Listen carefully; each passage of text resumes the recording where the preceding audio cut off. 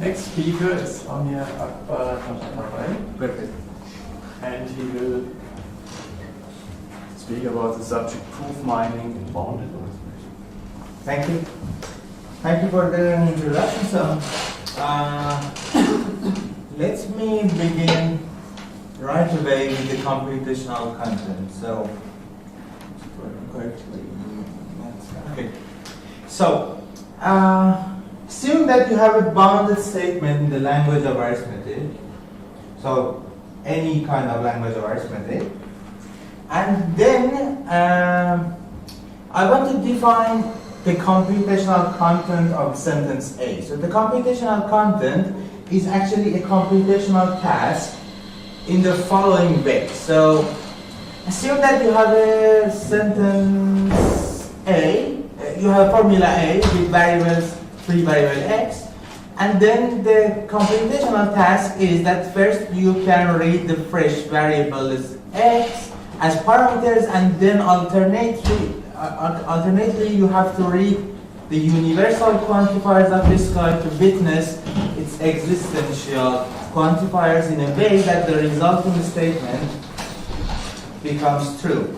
So let me explain it by one example. So assume that you have the formula A in the following way. So for all y there exists z, for all w all bounded, b and b is quantifier free here. So the content of this guy, by the content I mean the task of reading x and y to find z such that for any w in the bound this guy become true.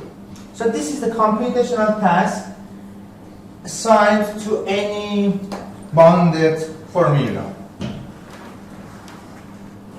Then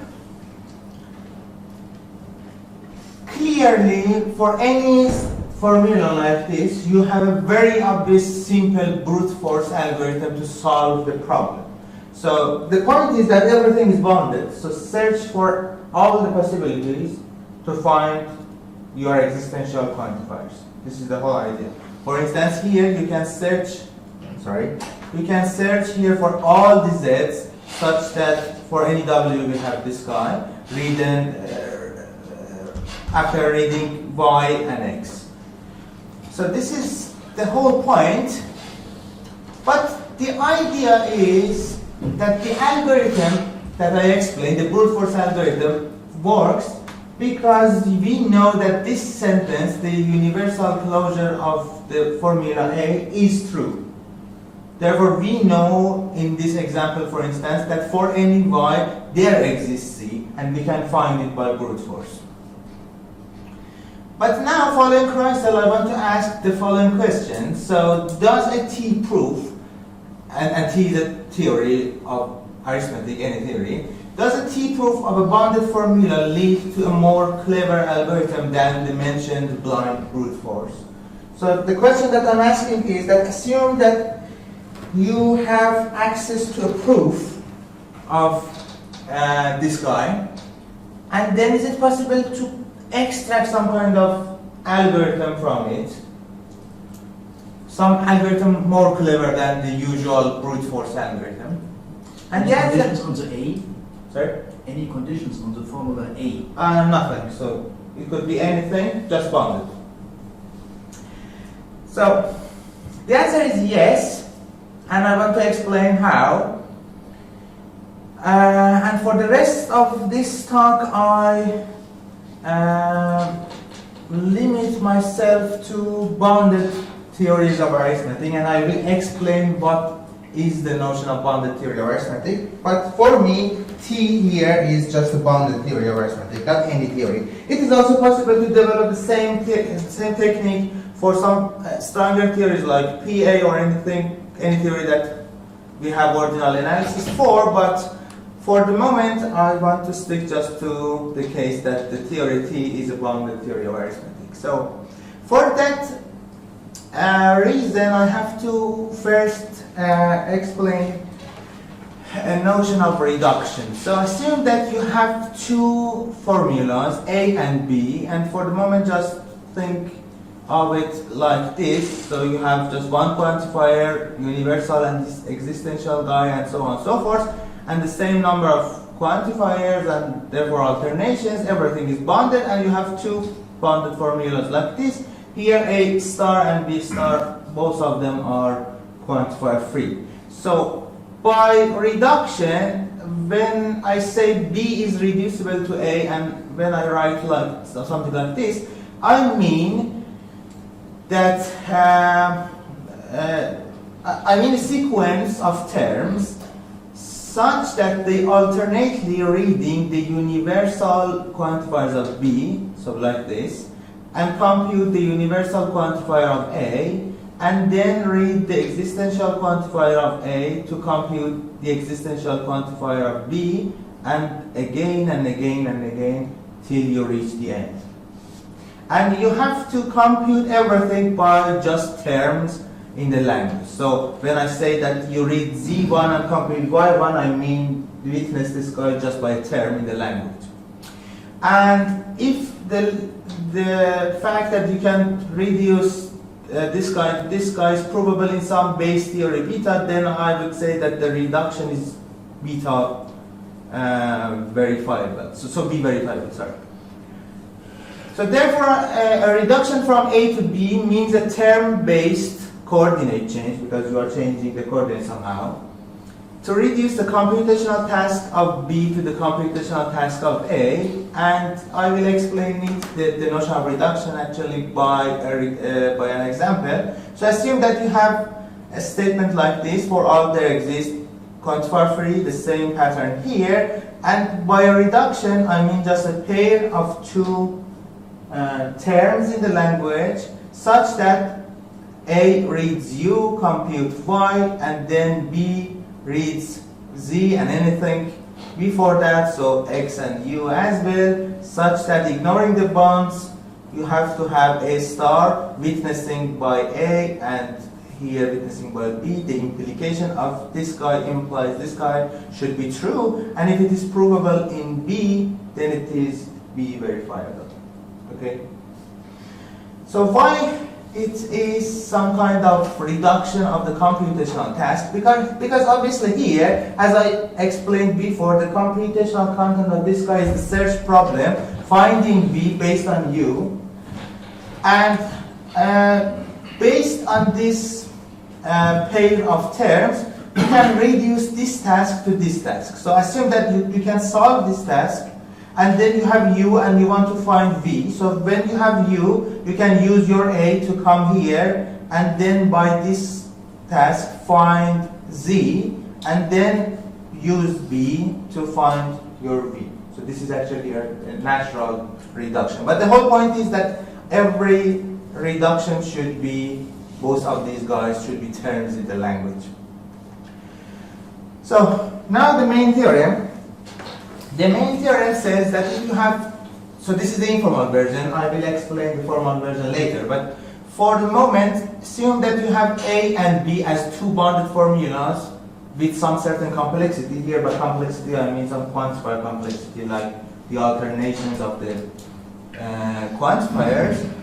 And you have a bounded theory of arithmetic, and bounded theory of arithmetic here means that you have induction on the same bounded formulas in the same complexity class, and some base theory weaker than the whole theory T. Then these two are equivalent. The first guy says that B is provable from A in the theory T. The second guy says that there exists a term T of X in the language, and the sequence of the length T of B verifiable computational reductions beginning by A and ending in A. So the second condition says that you have a sequence of reductions. It begins with A and gets weaker and weaker and weaker till you reach B, and the length of the whole thing is a term in the language. Question? Sure. How can those be equivalent? The second condition depends on the theory B, and the first condition does not. With this condition. So B. No, you're saying two conditions are equivalent. Yes, I know. The second one depends on B, the first one does not. But the point is that B is a subtheory of T. So I have this condition. So if I can prove something in B, then I also can prove it in T, and then I can lift everything to T. So this Suppose is B is the empty theory. Then T can prove A implies B, and if that's equivalent to the second, then there's an empty theory verifiable reduction from A to B. So okay, yes. B should be powerful enough in some sense, and I will explain it later. Okay. Okay, so I claimed before that I want to extract some kind of algorithm from a proof here in the theory T for any bounded formula that I proved. So why this theorem solves that problem? Just put top for A here, and then this equivalence will be the equivalence between these two. T proves B. It is equivalent to the existence of a term length sequence of reductions, but this time it begins by the zero witnessing problem, which I will explain, and then it ends with B. So the zero witnessing problem is just the obvious problem. So the problem that you can read any universal quantifier that you want with some certain complexity, and whenever you have to provide some existential weakness, just answer 0. So nothing special for that. So more or less this is the problem related to top here. And then you can turn this condition to an algorithm. Again, ignore the bounds, and let's define Ci as this guy. Di is quantifier free again, and you have this sequence of reductions as I claimed before, by reductions f0 up to ftx minus 1, and all these guys are sequence of terms.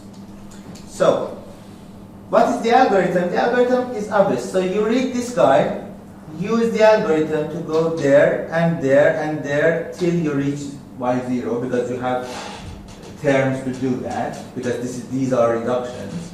And then after you reach this guy, you can find z0, or for instance in the zero witnessing case, you can claim just 0 as z0, and then again using reductions you can come back again till you reach this guy. And this is what you wanted to solve. So you wanted to find this z based on y with some algorithm, and this is the algorithm that I am claiming. Okay, so this is the informal explanation of the theorem and why it provides some kind of algorithm, it extracts some kind of algorithm from a proof of a bounded statement or bounded formula. And from now on I have to explain the details, the formal details of this main theorem, and then possibly some things about the proof and some applications. So to do that, I have to define some notions. The first thing is the language, because everything lives in the language here. I have to specify that what kind of language I'm using. Then I have to define my hierarchy of bounded formulas here. Where is it? This certain complexity, which is the quantified complexity, and it is based on the hierarchy of bounded formulas. And then what is it when I say a bounded theory of arithmetic, what do I mean? I have to define that here, and then the reduction, and finally the flow. And the flow is just that sequence with term lengths of reductions. So I have to define these things, and then I can state this theorem more formally, and then some applications. So first, the language. So for the language, you can use any language that you want, any kind of language in arithmetic, but the whole point is that you have to have at least this language. So you have to have 0, 1, plus minus in the usual sense, division and the order and times, and you have, and this is just the basic language. Any extension of this language is acceptable, and also you have to have a theory R, a basic theory, which defines the behavior of these things. So, for instance, it says that you have a commutative discrete order semirings. So the order is discrete, the plus is commutative, and so on and so forth. And also you have to have these two defining axioms for these two minus and division guys in the language. So this is the basic language and the basic theory. The hierarchy is just the usual bounded hierarchy. So at the first level we have all quantifier free formulas, and in each level adding one bounded quantifier, you increase somehow the complexity. The whole point is that everything in this hierarchy is bounded. Could be formula, could have a universe free variable, but everything should be bounded. So we do not have any unbounded quantifier here. And for instance, if you pick your language as the language with all polynomial time computable functions as the function symbols, then this hierarchy, this sigma k hierarchy here characterizes the kth level, obviously, of polynomial hierarchy. Or as another example, if you have exponential function to the usual language of arithmetic with cross times and so, then the hierarchy just collapses to the first level because you have exponential function, and then you can kill all the alternations by one exponentiation. So there are many examples for this fact, and then the theory. So the theory says that assume that you have a complexity class here, so it could be sigma k or pi k, and some set of axioms. The axioms are powerful enough to have the set of all axioms in R, and everything there should be quantifier free. And if you add phi induction, which means that the usual induction with A in the class phi, to the axioms A, then you have this theory. So more or less the bounded theory of arithmetic says that you have bounded induction in some certain level of complexity and some quantifier free axioms. So there are some examples again, IEK and IUK as fragments of I delta naught. Both of them are bounded arithmetic. Sam versus TKN is also another example. I delta 0x is another example. Even PRA is just one bounded arithmetic because here you have just quantifier free induction. Then the reduction. So the reduction more or less is the same thing that I defined, but the point is that you define the reduction between A and B based on the complexity K of both of the formulas. So the point is that when you have pi 0, then the reduction means that A implies B just probable in B, nothing very special. So for the quantifier free formula you have this, but when you have two bounded universal quantifiers, you mean by this guy that you can witness V, you can witness U by V as explained here. So F is the witnessing thing, put for the bounds and in C, and this guy should be reducible to this guy, and the same for existential quantifier, but on the other way around. So here by this guy I mean that if you have U, then you can witness V. Here F is the witness for V, as you can see, and then after this witnessing again you have to have a reduction. So the reduction that I defined, and at last the flow is just a sequence, term length sequence of reductions, or more precisely by a reduction, by a flow from A to B, I mean the following data. So you have to have a term T as the length and a formula H, So here U means the step, X are free variables, and some terms to witness the things that I will explain. And then these three conditions should be provable in B. The first condition says that H0, so at the first level, you are equivalent by some reduction to A. At the last level, the level Tx, you are equivalent to B. And in each step, you can reduce HU plus 1 to HU. So you have a sequence of reductions, gets weaker and weaker and weaker till you reach B, beginning from A.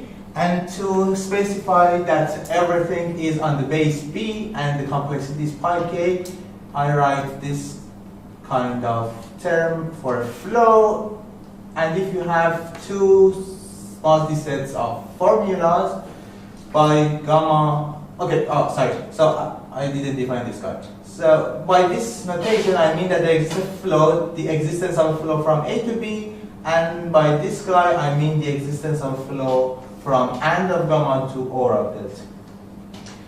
So therefore, when I write a triangle, I mean just the existence of term length, any term length sequence of reductions uniformly in U, the step, and every reduction also should be uniform in U. So you have a term with U somewhere, and then when you change it, you get different reductions.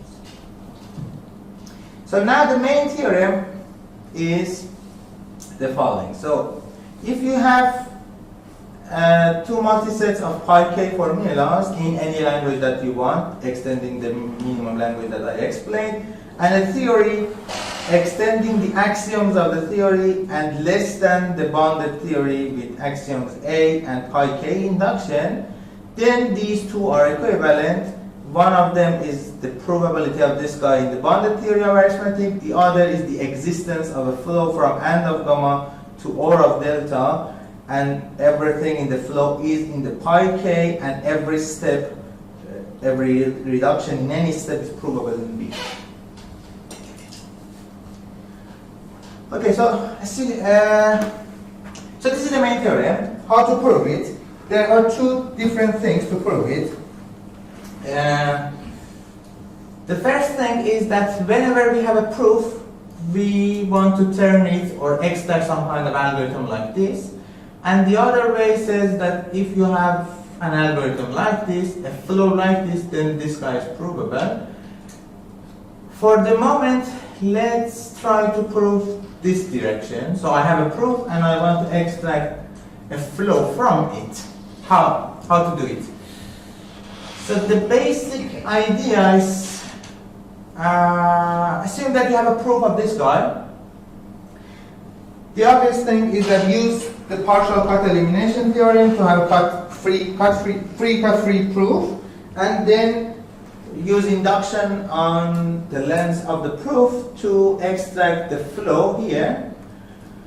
To do that, you need maybe a high-level calculus for the flows to show that this triangle, the notion of the existence of a flow, admits all the rules in the calculus. So for instance, if you have conjunction left rule, this part of the lemma says that if you change double arrow with triangle, then you have also this rule, and more or less it says that you can admit this conjunction left rule by flow interpretation. And you have to prove it for any rule, so for conjunction right, disjunction, cut, as you can see here, induction in this way, and universal quantifiers, existential quantifiers, and some structural rules, and I just mentioned contraction because it is somehow important. So it seems that maybe it's not that hard to prove these things, but the point is that some of the cases are extremely hard to prove. And the cases are the cases related to these two contraction rules and also the quantifier rules, so universal right-left and existential right-left. Why? Let me explain. So, for the contraction right, we have something like this. We want to show that if there exists a flow from gamma to this guy, which is just the OR of these two guys, as I defined before, then there exists a flow from gamma to this guy. But the very natural thing to do is finding a reduction here. So if you can reduce this guy to this guy, and you have a flow, a sequence of reductions from here to here, then we can add just one reduction to it to reach this level. So therefore, it's reasonable to prove something like this, some reduction like this. But to do that, the notion of reduction says that here you access to these two guys, y and z, they could be different, two existential quantifiers bonded, and you have to find one. So how to do it? The natural way is to check that A is true or false for this witness or for that witness, and then choose one of them. Because we have OR here, one of them works. We have to find which one. But to find out which one, it means that we have to find the truth value of this guy.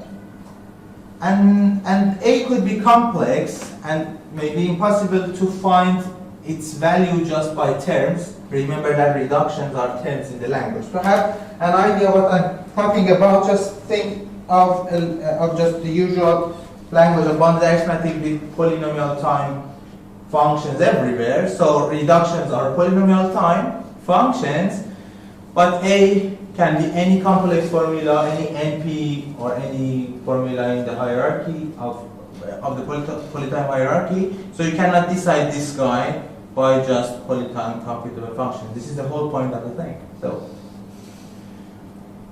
okay, so we do not have this reduction. What do I have here is actually computability of the characteristic function. So it is the following.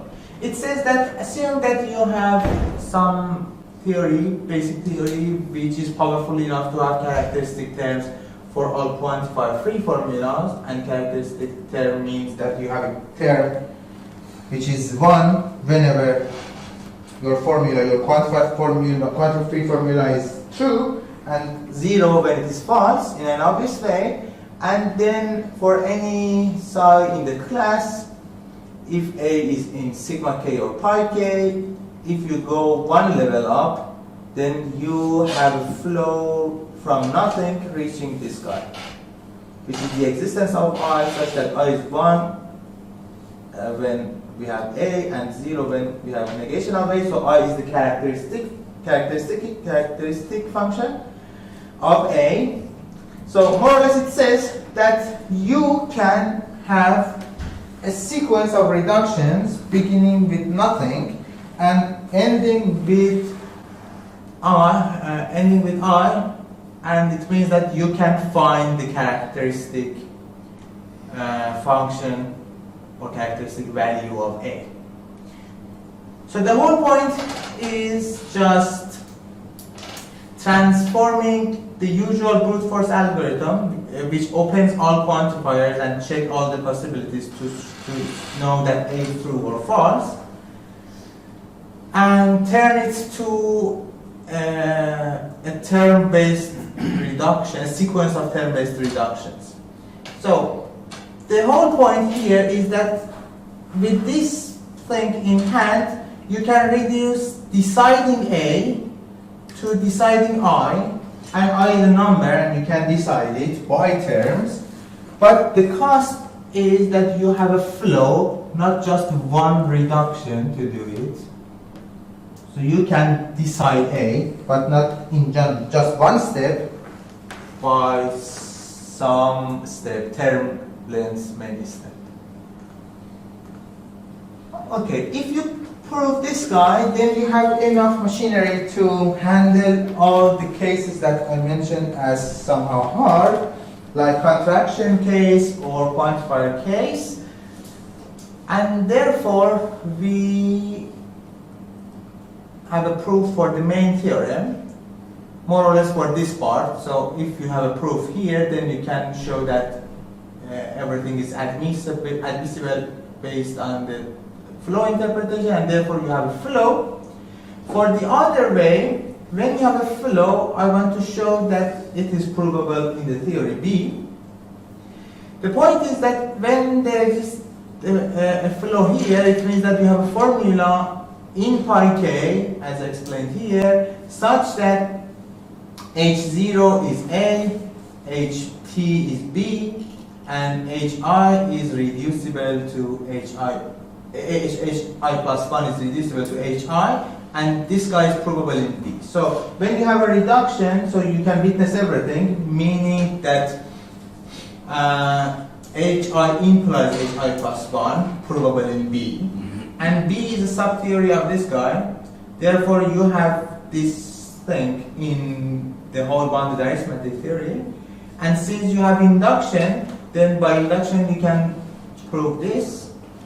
And you know that H0 is equivalent to A, and Ht is equivalent to B. Therefore, you have this thing. And A and B here are just AND of this guy and OR of delta, which I forgot to mention.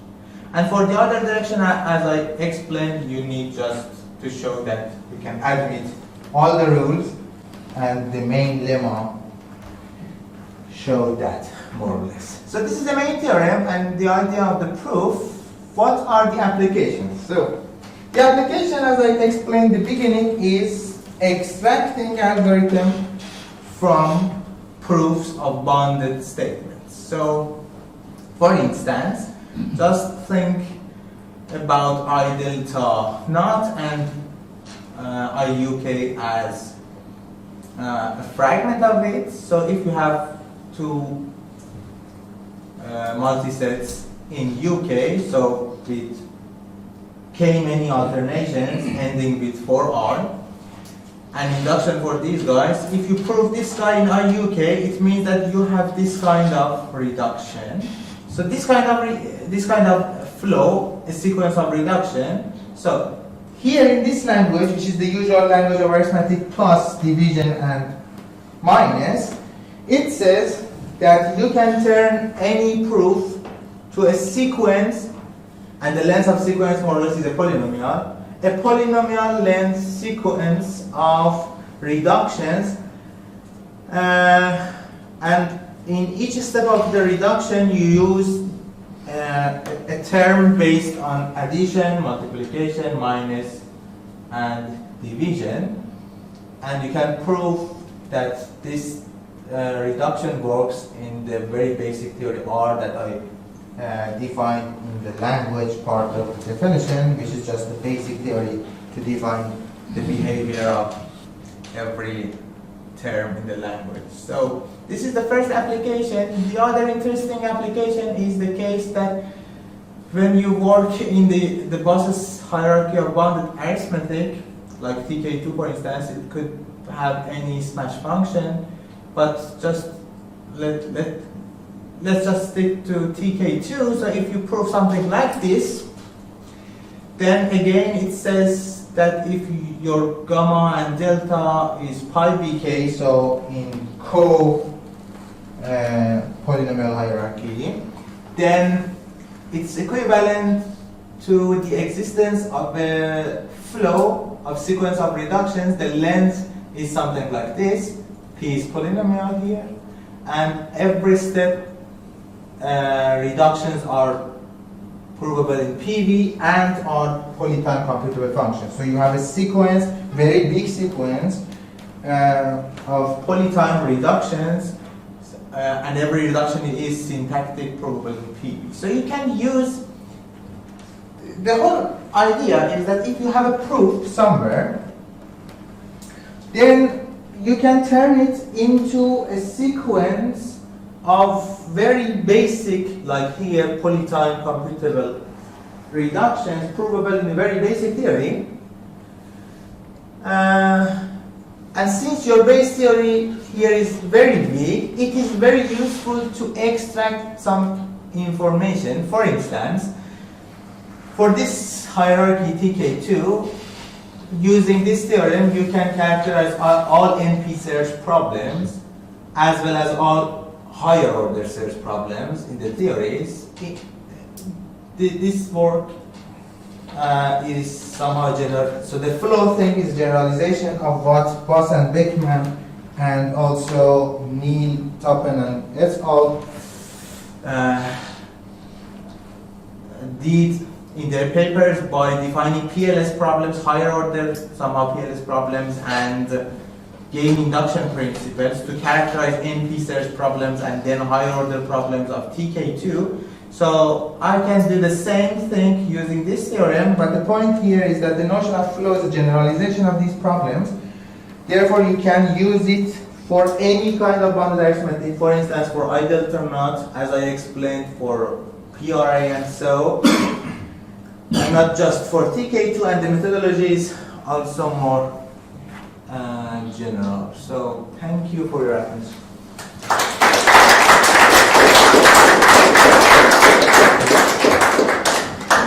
Thank you very much.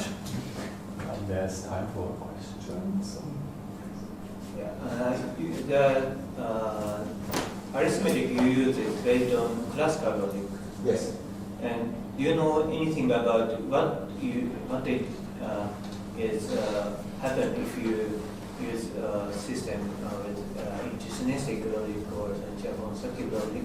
Because the very, I am sure that very similar result of your main result holds if you use dialectical interpretation or modified readability interpretation in the setting of arithmetic in all finite types. But in that case, the logic should be intuitionistic. Perfect. So a very good question. So first, I want to add that you can even, it seems that you can even do the same dialectical interpretation type of thing for classical logic, adding the negative translation, or if you like, doing the functional interpretation in some other way. But the whole point is that that kind of idea does not work here. The main point is that if you want to use functional interpretation, you have to have all functionals.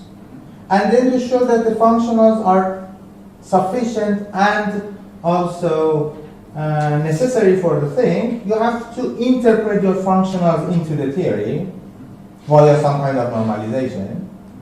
But that kind of normalization needs huge functions, like exponential function or higher exponential functions, and we do not have them in bounded arithmetic necessarily. So there are actually interesting cases that you do not have access to those functions. So therefore, I would call this guy as somehow the functional interpretation, because what? Because so when you have, maybe here is good, when we have a reduction here, so when we have a reduction here, you actually compute the function here in the usual functional interpretation, the witnessing function here, by a witnessing function there. But since you cannot talk about functions and higher functionals, you have to find a way to mimic that translation without using higher order objects, and this is the thing that this guy does. So this is the first thing. The other thing is that I don't know that if it is possible to use the same thing for intuitionistic case. I assume it should be possible because it respects all the computational character of intuitionistic logic. But the point is that everything that I used is based on just bringing all quantifiers, for instance, to the pre-next form. So everything is highly classical. So my proof does not work, but I would assume that it is possible to prove it in any other way. I wonder about this, whether you could explain better what you mean that we now, the clever algorithm, because it seems to me as though that we extract, it seems to me that you are not actually not using, should be at least into your results, you're not using the proof itself, so to speak, but only its complexity class, so to speak. And so it's a kind of generalization also of the general flow of information, but in principle, as it was known before. If we have a proof in a certain complexity class, and we can get an algorithm from a certain complexity type, but there's no, but we don't see any relation to the proof, so to speak. So the proof doesn't matter, if you understand what I mean. So in what sense do we get something better than we had before, except of the more general machinery? I see. So, the proof is important because I don't know how to explain it. So when you have a proof, so the whole point is really transforming the proof, the cut-free proof, to a flow. So for instance, I don't know, if you change your theory a little bit, then you do not have the same flow of reductions.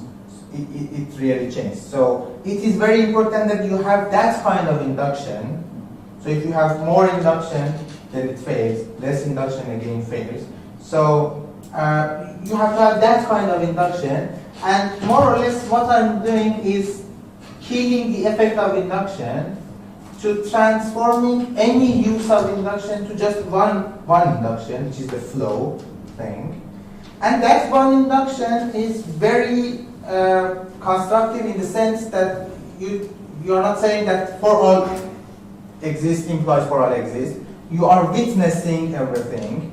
You have terms to say that which quantifier related to which one in which way. And then and also everything is very syntactical because it is provable on a base theory, and more or less all the time base theory is a quantifier-free theory, a very syntactic theory, just talking about the basic things of the terms, the basic behavior. So I don't know. See, but still, so if you now that you get a better algorithm, principle where you can show now this has better complexity or so. This I think is from the whole framework is not possible because all what you know is there are these complexity classes, and you cannot really go to a practical algorithm which might depend on implementation and whatever. So, for instance, this kind of work helps to extract some clever algorithm in quotation for NP search problems. But the point is that we know that we cannot solve NP search problems maybe in any better complexity than maybe the whole NP. So the point here is that the better algorithm is based on syntax versus semantics. So more or less this kind of flow. Okay, maybe it's good to explain it here in this way. So here you have this length of a flow, which is, span.